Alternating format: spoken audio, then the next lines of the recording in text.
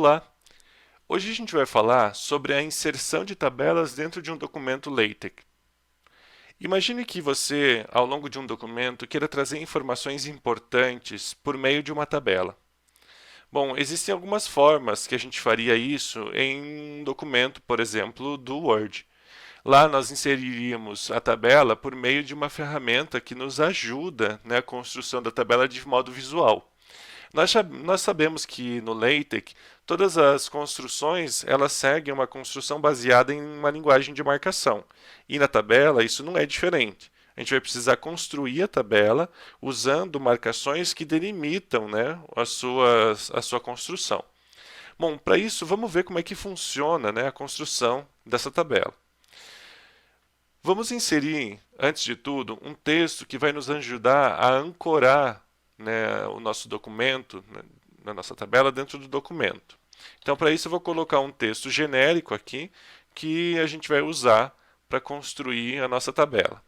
Então, eu vou colocar a tabela, traz informações relativas ao consumo de água. Aqui um texto genérico para a gente poder ancorar a nossa tabela. Perceba que esse texto ele não é algo obrigatório para que a tabela exista. Porém, nós sabemos que sempre que a gente for colocar uma tabela ou uma figura dentro de um texto, ela precisa ser apresentada, né? O seu conteúdo precisa ser apresentado dentro do documento. Então, essa é mais uma característica de metodologia científica do que da construção aqui dentro do LaTeX. Bom, para fazer a nossa tabela, a gente vai precisar usar a marcação de /begin, abre e fecha chaves, e aqui dentro a gente vai determinar qual que é o ambiente que a gente quer começar. E a gente quer começar o ambiente table, para nos ajudar a construir a tabela. Ele já vai trazer aqui a dica de construção, então eu vou usar, né, essa construção básica da tabela para que a gente possa facilitar a construção. Perceba que a gente também já tem aqui algumas marcações já conhecidas nossas. A primeira delas é o centering. O centering mostra para nós que essa tabela vai ser centralizada, ok? Temos o caption, que determina a legenda da tabela, e o label, que é o nome, o apelido que a gente vai dar para essa tabela para a gente poder chamar ela ao longo do nosso texto. Lembre-se de duas coisas importantes. A primeira é que esse label ele não aparece no documento final. Ele é só algo que a gente vai utilizar para apresentar, né, a relação do texto com a tabela. Outra coisa que é importante ressaltar é que caption aqui ela está na base da construção. Isso quer dizer, vai aparecer abaixo da tabela. Se a gente quiser que apareça antes da tabela, nós precisamos colocar caption logo após a palavra centering. Tá? Isso aqui é uma importante observação para que vocês tenham a capacidade de mudar a legenda de lugar dependendo do formato, né, da formatação que vocês queiram lá para o documento de vocês. Bom, um ambiente muito importante que a gente ainda não conhece é o tabular. O tabular é que vai compreender realmente a tabela que nós queremos apresentar no documento. O tabular tem uma construção bastante específica. Ele vai mostrar para nós um conjunto limitado de colunas, porém ilimitado de linhas. Quando a gente fala sobre um conjunto limitado de colunas, nós queremos, né, eu quero me referir a essa construção aqui, ó, entre essas chaves, que mostra esse C barra C. Essa construção, que é a construção padrão, ela vai ser uma coluna centralizada, por isso o C. Existe uma separação por uma barra vertical, por isso essa barra, e uma nova coluna centralizada.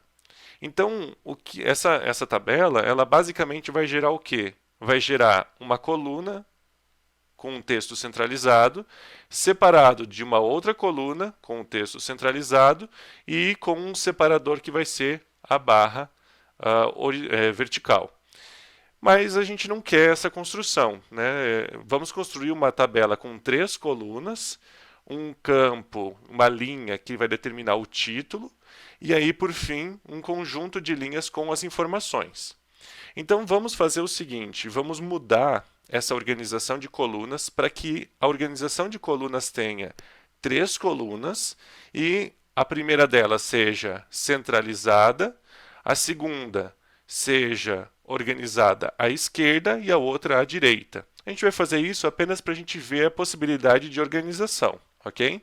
Então eu vou apagar essa organização padrão e eu vou colocar a primeira centralizada, a segunda L, porque é uma organização à esquerda, e a terceira R, que é uma organização à direita. Então o que a gente tem aqui são 3 organizações diferentes para as colunas. Nas linhas, que são a parte de conteúdo do Begin Tabular, a gente vai determinar a separação dessas colunas através do caractere E comercial. E a gente vai pular a linha através do barra, barra invertido. Então, uma dupla barra invertida. Vamos inserir, então, as informações que a gente quer.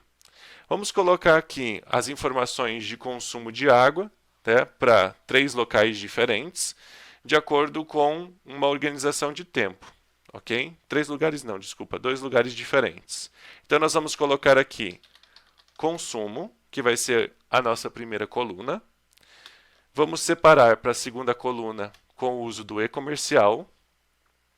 E vamos colocar aqui local 1, E comercial, local 2.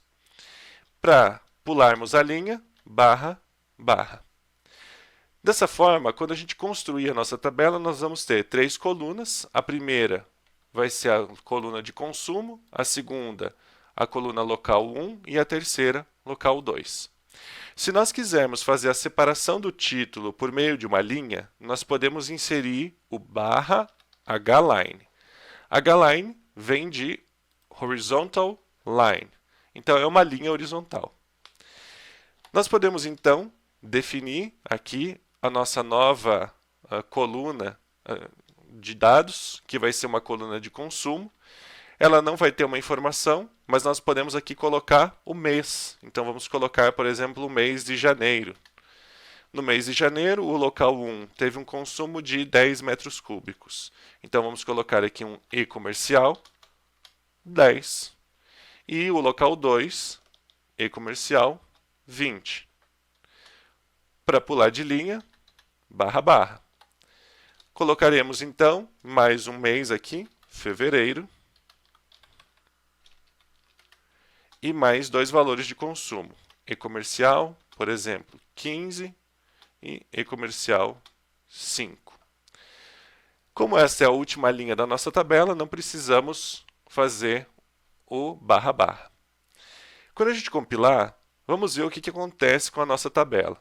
Vamos compilar o nosso documento e a gente vai ver o surgimento de uma tabela e aqui localizada na parte de baixo do nosso texto. Nós não queremos a localização dessa tabela aqui embaixo. Nós queremos logo após a informação. E isso nós já sabemos fazer, dado que a gente já fez essa alteração de posição quando a gente falou sobre a posição da figura. Então, basta a gente voltar na construção da nossa tabela e modificar o colchetes após o begin table e determinar que nós queremos preferencialmente no local em que nós colocamos, ou seja, H.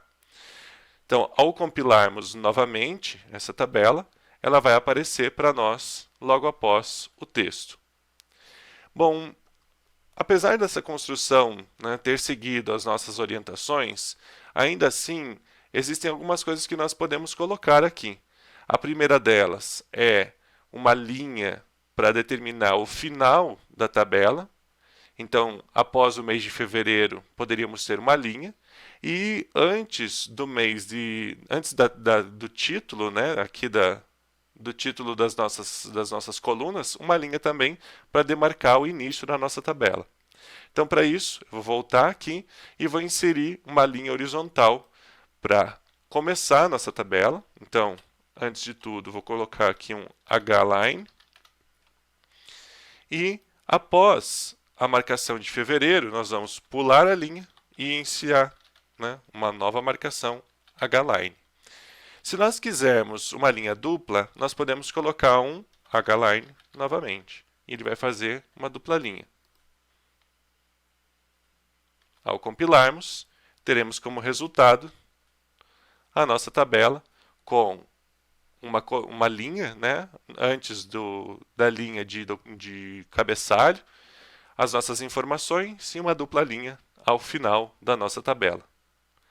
Com isso, a gente aprendeu a colocar uma tabela dentro do nosso documento LaTeX. Porém, a gente ainda não fez uma referência a essa tabela dentro do nosso texto. Nós vimos que a construção dessa referência, ela leva em consideração o apelido que nós demos ou o label que nós demos para essa tabela dentro do texto. Então a gente vai usar esse label aqui e nós vamos mudar, né, esse label para que ele apresente para nós o nome mais adequado para essa tabela. E nós vamos colocar aqui um label, por exemplo, consumo. E aí ficaremos lá com tab, consumo. Lembre-se que essa organização, né, hierárquica vai nos ajudar a identificar quais são os tipos de dados que nós temos. Se nós colocarmos fig, nós sabemos que é figura, tab, tabelas. Bom, isso pode ser muito importante para nós, porque nós podemos ter figuras e tabelas falando sobre a mesma coisa, né, de forma complementar, e a gente queira chamar ela com o mesmo nome. Então, nós podemos usar, por exemplo, tab consumo e fig consumo. Então, no texto, aqui, logo depois de tabela, nós vamos usar o /ref, abre chaves, e nós colocaremos aqui tab consumo, assim como já temos aqui a ajuda do próprio Overleaf. Feito isso, nós já fizemos a referência desse documento para a tabela. Ao compilarmos, a gente vai ver que a organização, né, do texto já vai observar a existência da numeração da tabela. Okay? Dessa forma, a gente não precisa ficar se preocupando com a posição que essa tabela vai assumir no texto. Claro, é importante que a gente, né, compreenda a tabela segundo uma organização coerente, mas a gente não vai precisar ficar mudando, né, o número da tabela dentro do texto caso ela mude de posição. Com isso, nós aprendemos então como inserir uma tabela dentro do documento e como referenciar essa tabela dentro do texto.